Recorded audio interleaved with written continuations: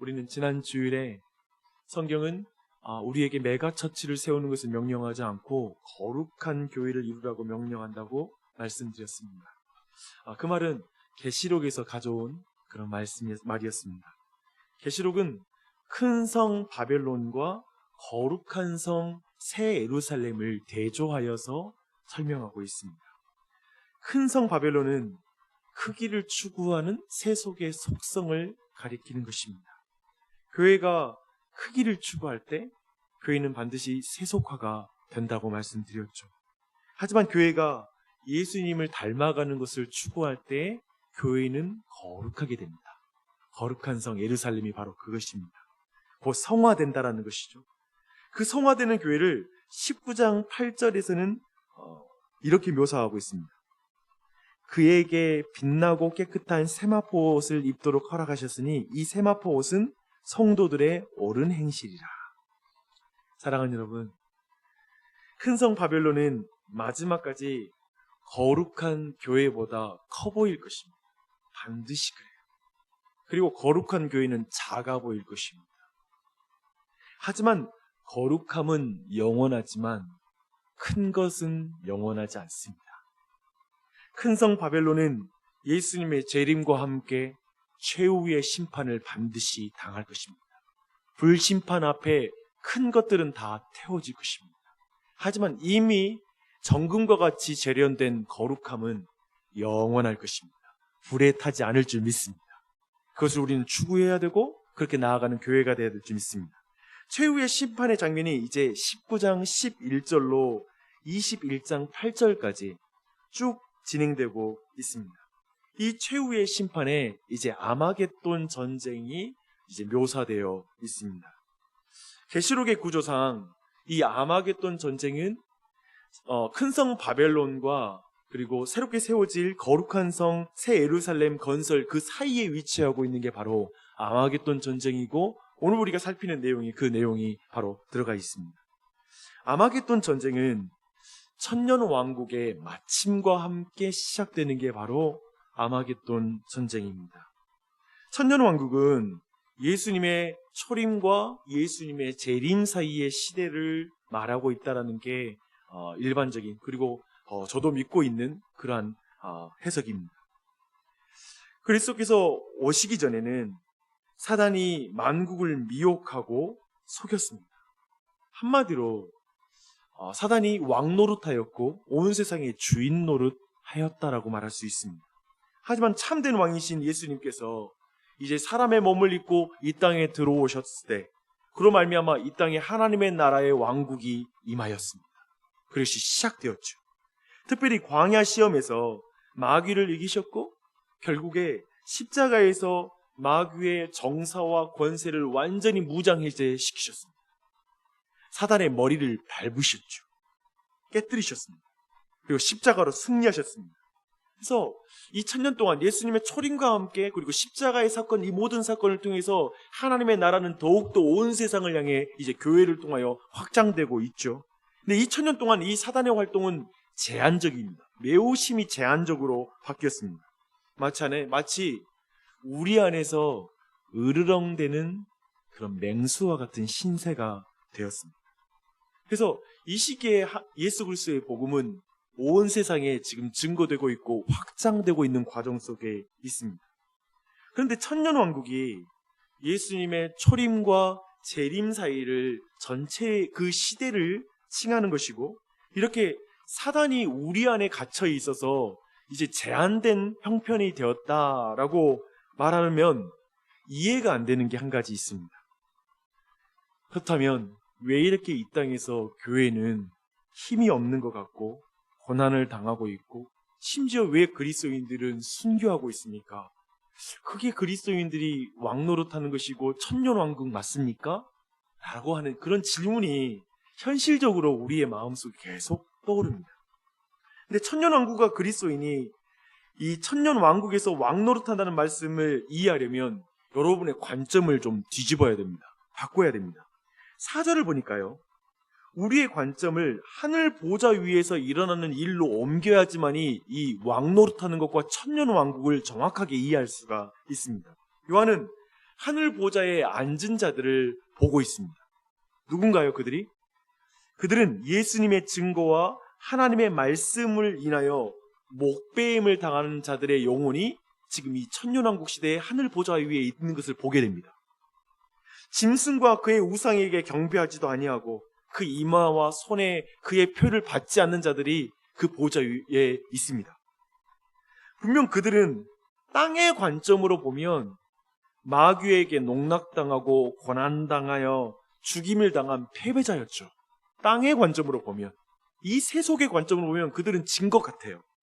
그런데 그들은 지금 하늘의 관점으로 보면 그들은 그리스도와 더불어 심판하는 권세를 가지고 천년왕국의 그 권세 가운데 온 땅을 다스리고 있다라고 지금 말씀하고 있는 것입니다.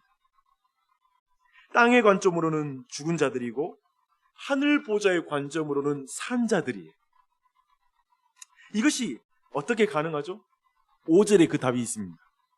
첫째 부활 때문에 그렇습니다. 첫째 부활은 몸의 부활, 즉 둘째 부활이 또 있거든요.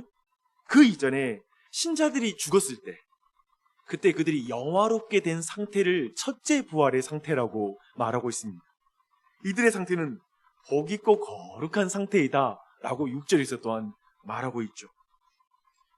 한번 이 내용 좀 정리해 볼게요. 하나님은 우리를 너희는 택하신 족속이요 왕같은 제사장이라, 그리고 거룩한 나라요 그의 소유가 된 백성이라고 이렇게 말씀하셨습니다. 저는 늘 이 부분이 늘 이해가 안 됐어요. 뭐냐면 하나님의 성도를 왕으로 불렀다는 말, 그리고 너희들은 지금 이 땅에서 왕이라는 말이 좀 이해가 안 됐습니다. 왜냐하면 천년왕국 본문에서는 왕 노릇하고 있다는 이 말씀이 너무 현실과, 내가 살고 있는 현실과 동떨어져 보였기 때문에 그렇습니다. 지금 우리가 무슨 왕 노릇하고 있습니까? 이건 현실만이 아니라 어쩌면 우리 현재 희생과 섬김의 삶을 살라는 말씀과도 이 왕 노릇이 연결이 안 되는 것 같아요. 이 땅에서 그리스도인의 삶은 고단하고 그리고 힘겹고 종 노릇하는 거잖아요. 희생과 섬김은 종이 하는 짓이니까 말입니다. 그러니까 그게 늘 왕과 같다, 너희들은 왕이다라는 말이 늘 이해가 안 됐습니다. 더군다나 순교를 당하는 왕이 상상이 됩니까? 그렇죠. 그런데 그것은 우리가 믿는 희생을 당하시는 왕과 우리를 전혀 연결시키지 않기 때문에 생긴 오해입니다. 희생당하시는 왕을 우리는 믿고 있잖아요. 그렇죠?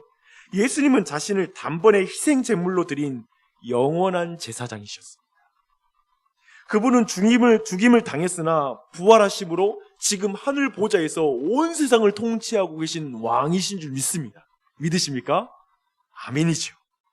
이 일이 그리스도인들에게 완벽하게 재현되는 것입니다. 우리도 지금은 왕 같은 제사장이에요. 왕 같은 제사장. 이 땅에서 우리는 고난을 당합니다. 죽임을 당할 수 있습니다. 희생합니다. 섬깁니다. 예수 그리스도처럼.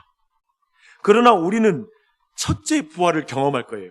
이 땅에서 우리가 죽임을 당해도 첫째 부활을 경험하게 되어서 우리는 하늘 보좌 우편에 계신 예수님과 함께 왕노를 할 줄 믿습니다.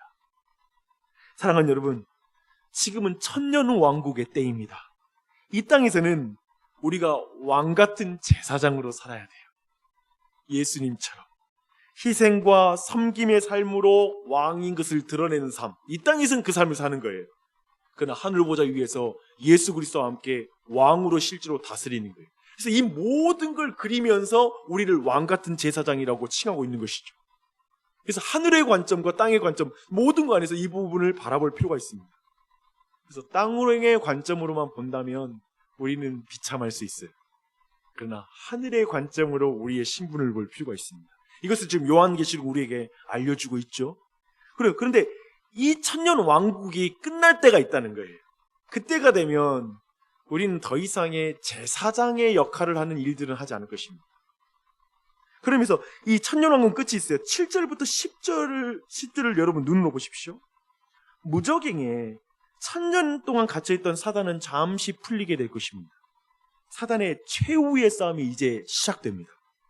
사단은 땅의 사방 백성을 미혹할 것이라고 말하고 있어요. 그래서 거짓 선지자들을 통하여 특별히 굉장히 교회 안에도 활동하기 시작합니다. 이것은 사단의 영향력이 전 세계에 미칠 것이라는 말씀입니다. 아마겟돈 전쟁이 다시 상세하게 묘사되고 있는데요. 사단이 모은 대적들, 곧 그리스도를 대적하는 자들의 수가 바다의 모래와 같이 많을 것이라고 말하고 있습니다. 여러분, 아까 말했죠. 세속은 큰 성 바벨론성이라고 칭해지잖아요. 큰 것이 세속성인데 마지막 날 전쟁도 쪽수로 밀어붙입니다. 숫자가 중요해요. 굉장히 많은 숫자로 이제 큰 성 바벨론과 그 대적들은 이제 교회를 포위할 것이라고, 성도들의 진과 사랑하는 성을 포위할 것이라고 말하고 있습니다. 교회는 소수입니다. 그리고 완전히 둘러싸입니다. 저는 이 장면 보는데 제가 굉장히 좋아하는 영화인 반지의 제왕의 최후의 전쟁이 생각이 나는 거예요. 마지막 전쟁 장면이 어둠의 군대에 의해서 완전히 선한 그 군대가 완전히 포위당하는 장면으로 마지막 장면이 가거든요. 땅의 관점으로 볼 때 다 끝난 거예요. 이제 죽었다라고 하는 순간이죠. 근데 그때 기막힌 반전이 일어나요. 9절과 10절이에요. 대적들은 지면에 널리 퍼져 교회를 포위합니다. 그때 하늘에서 불이 내려와 그들을 태워버리고 미혹하는 마귀를 불과 유황에 던질 것이다 라고 말씀하고 있는 것입니다. 할렐루야. 이제 요한은 최후의 심판의 광경을 보기 시작합니다. 이 본문은 주님께서 말씀하신 최후의 심판과 관련된 말씀과 일치해요. 여러분, 특별히 오늘 마태복음 25장 31절로 46절 말씀, 오늘 본문과 대조해서 꼭 말씀 끝나고 오늘 꼭 그 본문을 읽어보시기를 부탁드립니다. 근데 요한은 이 최후 심판의 장면에서 두 대상을 보게 됩니다. 먼저 크고 흰 보좌와 그 위에 앉으신 분, 곧 예수 그리스도를 봅니다. 곧 심판주를 먼저 보게 되고요. 그리고 요한은 심판을 받는 자들인 죽은 자들을 본다고 말하고 있습니다. 인류의 시조인 아담부터 인류의 마지막 사람까지 모든 죽은 자들을 보게 되는 것입니다. 근데 물론대소하고 라는 표현을 또 쓰거든요. 그 말은 뭐냐면 이 땅에서 어떤 경력과 타이틀과 커리어를 가진 사람일지 모르지만 모든 자들이 그 심판대 앞에 선다라는 걸 지금 말하고 있는 것입니다. 그리고 요한은 또 두 가지 책을 봅니다. 두 권의 책을 봐요. 여러 가지 두 권이라고 말할 수 없지만 두 가지 책을 봅니다. 먼저 책들이 펼쳐지는 것을 보는데요.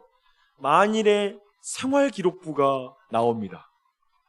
모든 행위와 생각과 은밀함이 하나님의 심판대 앞에 완전히 드러날 것이라는 걸 말하고 있습니다.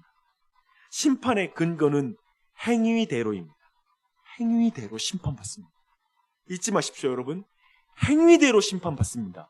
그리스도인도 행위대로 심판받습니다. 무슨 말인지 조금 이따 설명드릴게요. 그러면 구원받을 리가 어디 있겠어요? 행위대로 심판받는다라면 여기에 또 다른 책이 등장합니다. 생명책입니다. 이것은 어린 양의 생명책이라고 말하고 있습니다.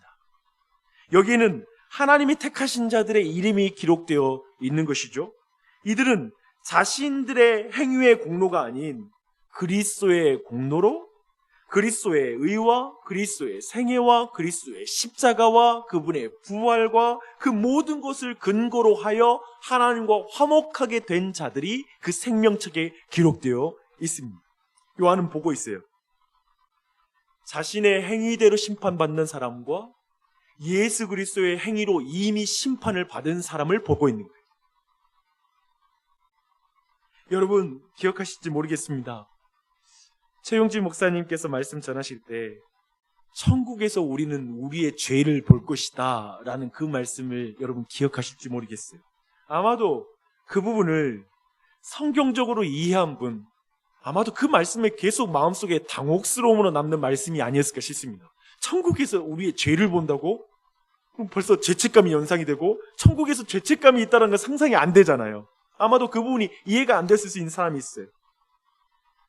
그래서 어떤 사람들은 최 목사님이 그 이야기를 만들어낸 이야기 아닌가? 라고 생각했을지 모릅니다. 저는 그 말씀의 근거 본문이 오늘 본문 안에 있다고 생각합니다. 물론 오늘 본문은 자신의 행위대로 심판받는 그 부분에 대한, 심판에 대한 부분이긴 해요. 하지만 주님 앞에 섰을 때 우리 모두 행위대로 심판받습니다. 거기서 우리의 모든 행위가 드러날 것입니다. 주님 앞에 서는 날에 성도들도 자신들의 모든 행위가 드러나므로 그로 말미암아 죄의 수치를 깊이 절감하게 될 것입니다.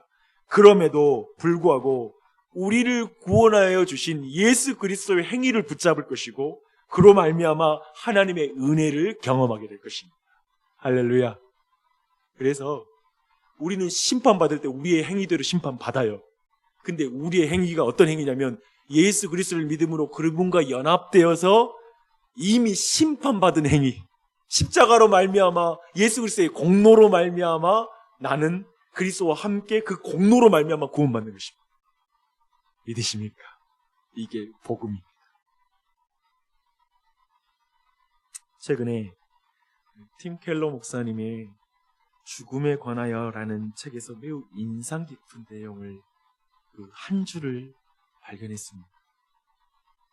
한 번 태어나면 두 번 죽고 두 번 태어나면 한 번 죽습니다.